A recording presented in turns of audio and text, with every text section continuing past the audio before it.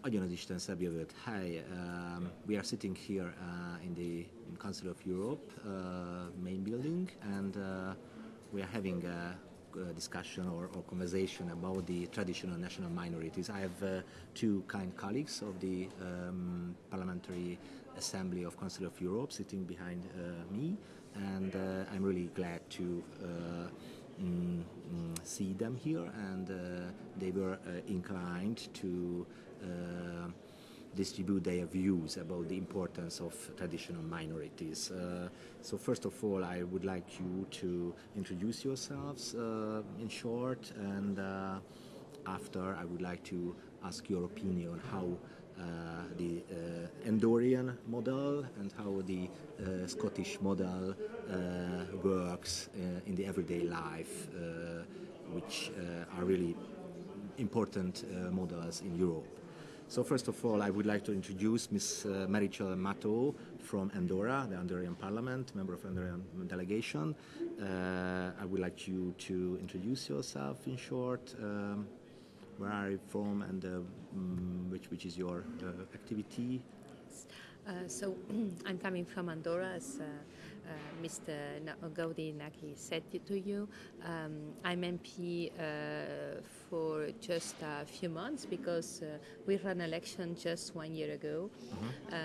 But before I was Minister for Foreign Affairs in Andorra and Minister for Higher Education and Housing, and then I started as ambassador here in the Council of Europe.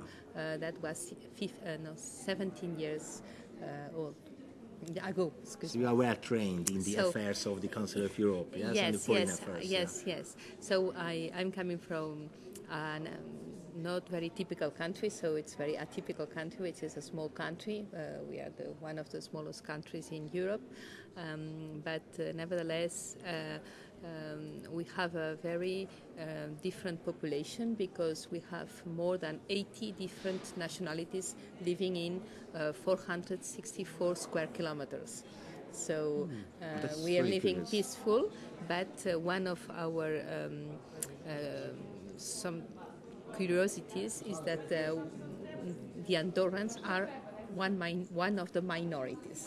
That's really important and very curious. Okay, so we will go in the deeper details, but at first or second row, I would like to ask Mr. Michael Connerty, my colleague from Scotland, to introduce himself in short.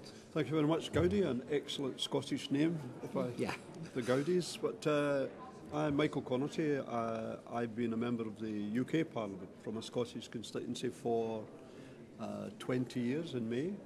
But before that, I was the leader of a local authority in the beautiful district of Stirling, 800 square miles of Stirling, where of course there is a nice castle where the last Scottish king, the son of Mary Queen of Scots, lived before he became the king. Place, became the King of England, of course, as well as the King of Scotland. Yes. But we are in a very interesting place because we have about between 60,000 and 90,000 people who are traditionally speaking the first language of Scotland, which was Gaelic, which was actually the similar language to the Irish.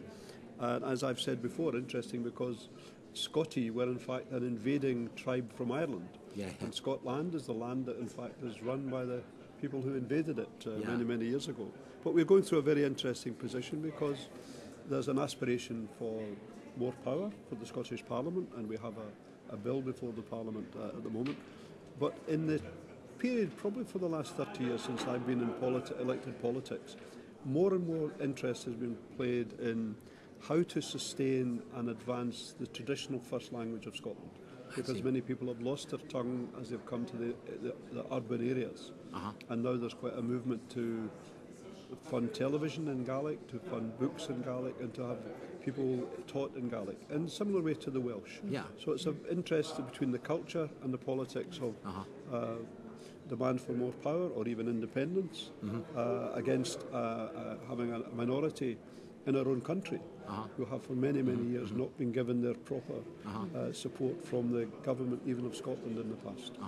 It's very curious you mentioned that Marichal mentioned that they consider themselves as a minority in Andorra, as the Andorrians, but the Scottish people consider themselves as a minority, or they are community, or they are special tribe? No, the term they would use is the Gaeldom.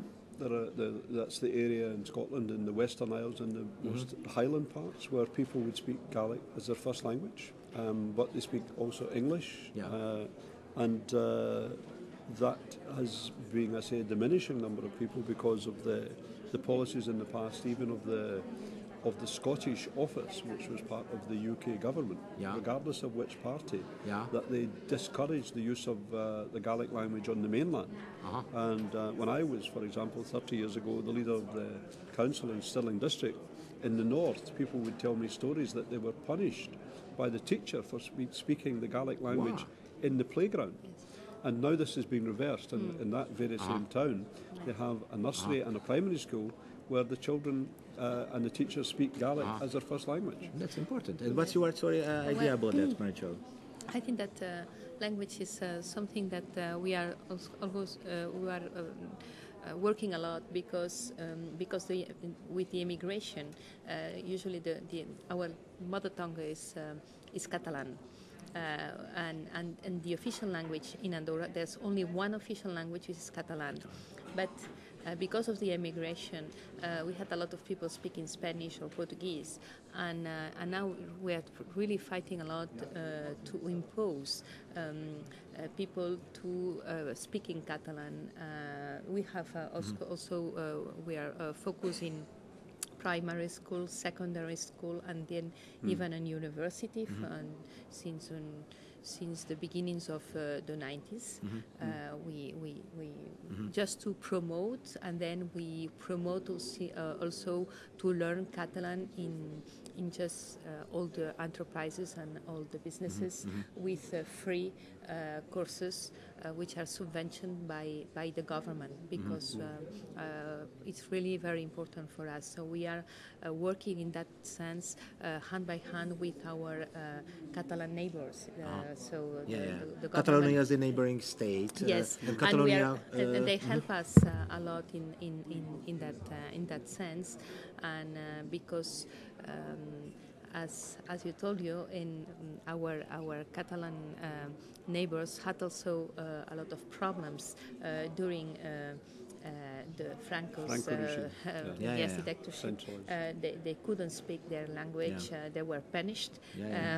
So we understand very much them now when they are they're trying to promote that, and to not only to promote, to make that their mother tongue could be normal. And not a minority language, No. because I was really lucky to visit Catalonia last year, and I personally, unfortunately in Scotland I've never been yet, but I try to be there as soon as possible.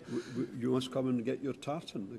You have the right to wear a tartan. You should come and get some from Scotland. Okay. And in Catalonia, I absolutely clearly felt that the Catalonian is the official language, and I felt myself like I was in an independent state with an own language, own culture, own identity. There are 7 million Catalonians living in Catalonia, and of course the border are really open. So I was even in Andorra and visited to the Andorran Parliament. This is a really special building, modern and traditional we have mixture. We have a very old building, which so we have a parliament since the 16th century. So we have a very old parliament, but then we built a new building that it was inaugurated just 1 year ago. How many deputies are in the We are parliament? 28. 28. Yes. Are you from the government side? Yes, or we ran an election just 1 year ago, and our party, which are the Democrats, we are 22 MPs, and so you have a vast majority. Yes, and then the others are the Social Party, and they are 6. I see.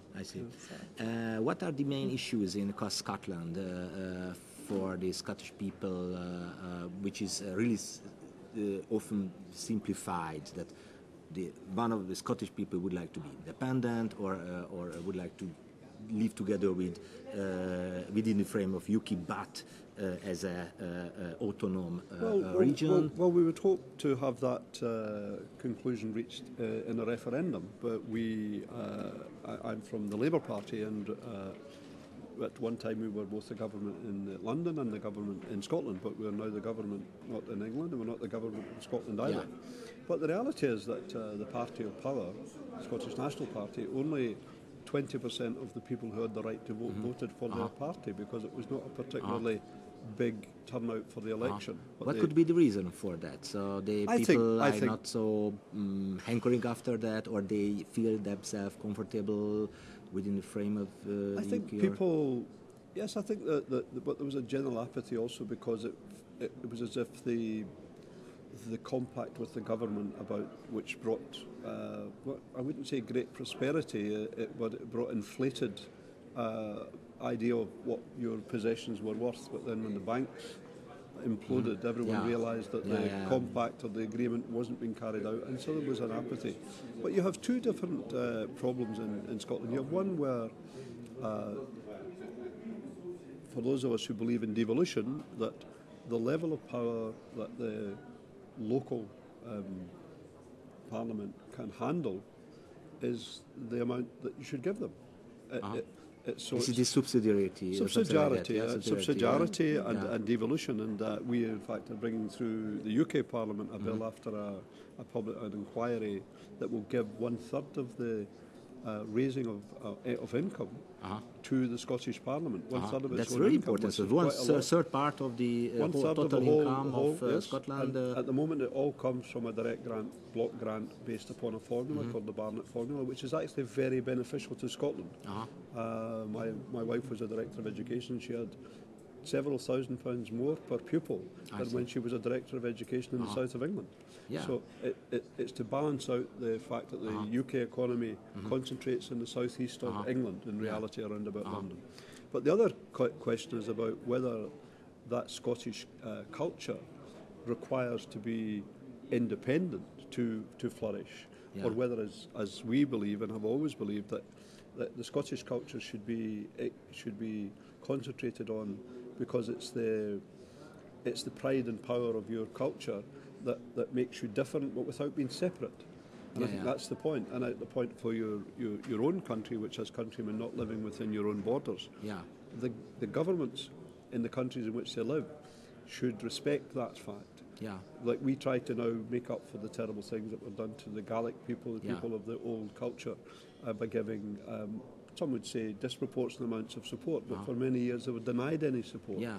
And I think that you can be, and it's the purpose of European Union and the Council of Europe, that we can all be together rather than being separate. And for me personally, I don't think that borders matter. What matters is what you believe is common ground. And you can't suppress somebody because they're a different heritage from you. It evokes oppression. Exactly. Can't oppress people. Like in Northern Ireland or something like that. As they did in Northern Ireland, as we did for years, of no doubt, in Wales and in Scotland. It's only when you give people the right to be equally as proud of their heritage as the majority, then you have unity, and you don't have any reason to be separate. So the lessons been learned in Ireland and in Wales, and now I think in Scotland. We would hope that attitude would mean that people will choose not to be separate, because they don't have to be separate to be equal. Unfortunately, the nationalists believe only by being separate can you be equal.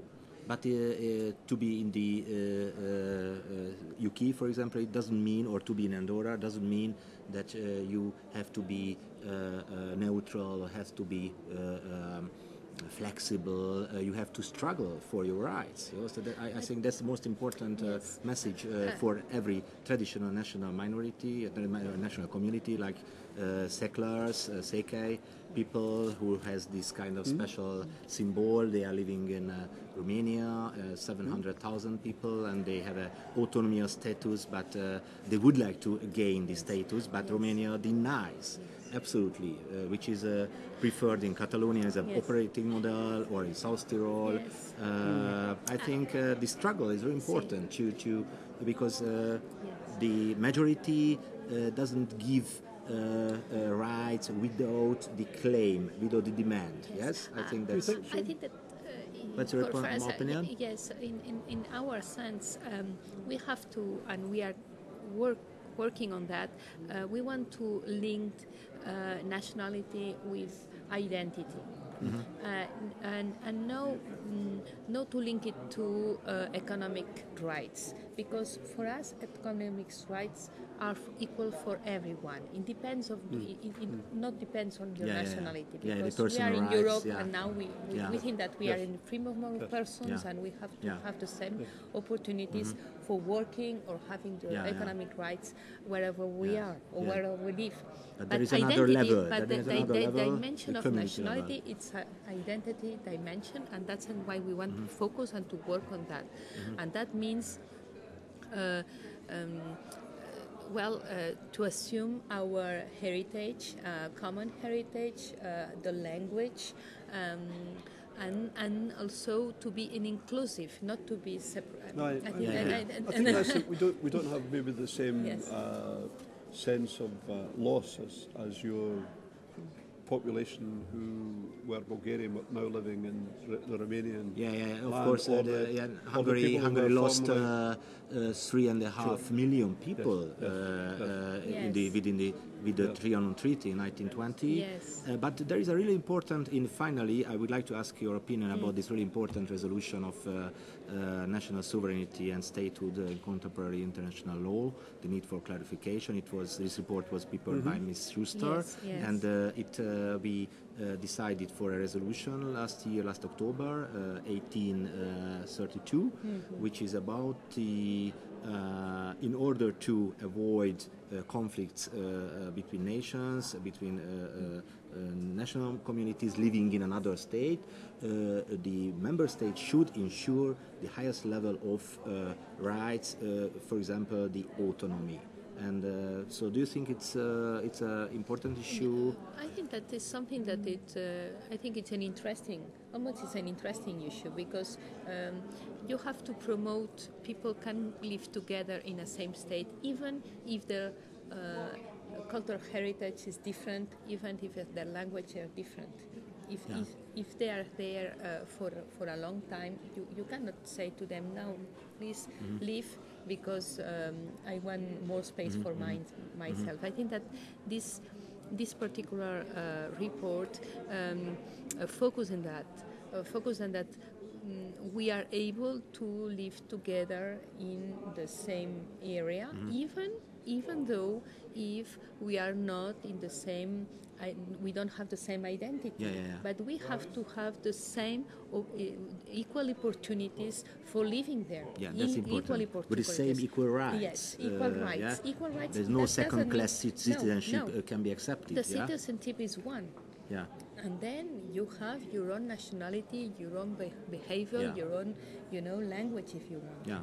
Okay. I think the history of Europe is sadly littered with the decisions of conquerors and grievances of the losers. Yeah. And that's clear, and of course that goes right across the world. If you look at the Kurdish people who are in Iran and they're in Iraq and they're in Syria, they're all Turkey. They're all split because somebody decided to divide them up between another larger nation, and that's obviously a source of great concern to the people that have been in all of these countries. But I think in a European context, we have the ability to say, well, what is the mark of equal respect? And that's the same benchmark for the majority as for the minority. Yes. And I think that's the... Then if people say, well, we have these rights, the same as the majority, but we'd really like to be alone. We'd like to be together separate alone. Kind of culture, separate. tradition, and so on. Then, as we are going to do in Scotland, you have a referendum, and the people get to choose. And I think at the end of the day, if people wish to live together, they should be treated together the same way. And then, if they still feel, no, we'd like to try to do it ourselves, then it mustn't be done in a way that's to damage the country of the majority or to in any way cause a conflict. it could bring positive advantages for the majority community as well. That's important. I am not sectarian about Scottish independence, for example. I think Scottish people would be poorer. I think we would lose a great deal of leverage in the world, and we would lose a lot of our friends who are in the United Kingdom. I usually have a badge which has the saltire and the rose, the Scottish Andrew's flag and the rose, and it says Labour, because I'm Labour. But below it says a UK voice for Scotland. That's why I'm elected, to go and speak for Scotland in a bigger country. If that doesn't suit the Scottish people, then they will choose to speak in their own parliament and speak parliament to parliament. And I respect that. And I think the 60 million people of England will respect the 5 million people of Scotland. Because there is no difference in rights, I believe. But for those who are nationalists, they tend to, well, how do I say, they foment the idea that there are less rights. But we know as Scots there are no different rights for people in Scotland that are in England. But if people wish to choose to have their own government, let them choose. That's democracy. Okay. And finally, in one sentence, what would you suggest for people like the secular people seeking the way of autonomy? What's the main focus which should they follow? I know it's a really it's difficult for me because I think that every context is different, and the situations I can share most of the things that the Scottish, because it's very similar that the Catalans are living on, and even if I'm from Andorra, we are very, very close to the Catalans, so we follow that. But I think that they must focus on that the equal opportunities are for everyone, and that is different from their identity. They have to make a separation between their identity and the opportunities for living there, to go to school, to have the job, to live there, and to have the same rights as the others. To study in the university, in the national language, and so on and so on. But there are no such kind of university, for example, run by the Romanian state. There is no Hungarian speaking university. Michael, what's your? Well, I think that's a very important point. I don't have any deep knowledge of the situation, and I don't think it should be based upon a grievance. It should be based upon a standard that is for all of the community in the country. And if there is one community say, well, we don't have this ability to. I mean, you don't have a Gaelic university in Scotland. But that I don't think that. But there are Scottish universities, of course. There are Scottish identity and. There's full of people from Europe, because people from the EU can get free education in the universities in Scotland. But the English students have to pay. That's interesting. That's Anyone really in the EU, it is free to go to university, but not for English people, because the arrangement within the United Kingdom, they have fees in England. It's a clear signal. English students pay them in Scotland also, because they pay them in England. And of course, a Scottish student has to pay if they go to an English university also, but not people from anywhere in the EU. They come for nothing. But it's the same, so that's that equality of treatment for all the people in the EU doesn't actually work within the UK because of the English choice to have fees in their universities. And we said, okay, that's what they have. That's what the UK Parliament has the right to do, to set fees in England, but it can't set fees in Scotland. It's the autonomous Parliament of Scotland that decides what is paid. So it's a case of respecting that difference. And I think if you have a situation where the majority do not respect the difference of the minority and allow the minority to be different, then that's obviously going to foment unrest. So the recommendation I would have, and I have no great wish to say that anyone should live in any country they do not feel affiliated to, that every country should strive to make all of its citizens feel equal to everyone else. Now, if in the case that you've mentioned, a large enough population believes there should be a university where they teach in the language of the locality, then that should be considered by the central state, or they're not respecting the rights of that group. Okay, so many thanks for your cooperation. I wish you a successful week, because there are a lot of issues and reports, debate. God bless your nations, and God bless all the traditional national communities. Thank you for sharing the time with us. Thank you very much for sharing your time with all of you. And remember to come to Scotland and look up your heritage. Happily. Yes. Okay. Thank you. Bye.